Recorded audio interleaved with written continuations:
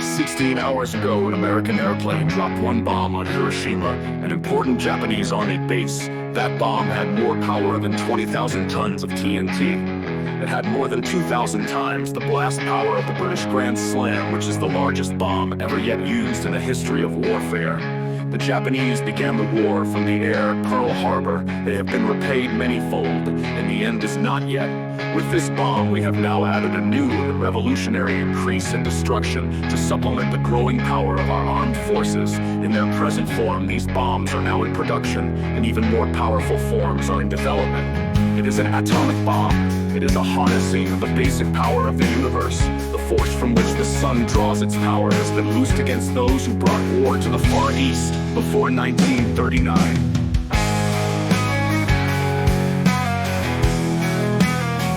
It was the accepted belief of scientists that it was theoretically possible to release atomic energy, but no one knew any practical method of doing it.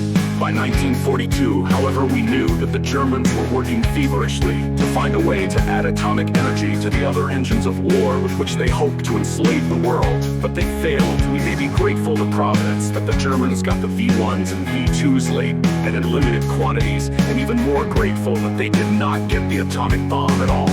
The Battle of the Laboratories held fateful risks for us as well as the battles of the air, land, and sea, and we have now won the Battle of the Laboratories as we have won the other battles. Beginning in 1940, before Pearl Harbor, scientific knowledge useful in war was pooled between the United States and Great Britain, and many priceless helps to our victories have come from that arrangement. Under that general policy, the research on the atomic bomb was begun. American and British scientists working together, we entered the race of discovery against the Germans.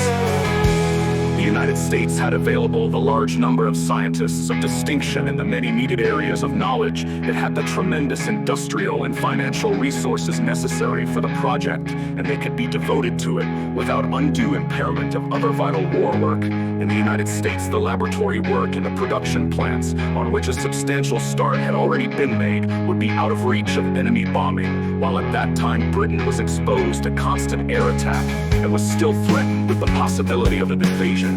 For these reasons, Prime Minister Churchill and President Roosevelt agreed that it was wise to carry on the project here. We now have two great plants and many lesser works devoted to the production of atomic power. Employment during peak construction number 1,225,000 and over 65,000 individuals are even now engaged in operating the plants, and many have worked there for 2.5 years. You know what they have been producing. They see great quantities of material going in.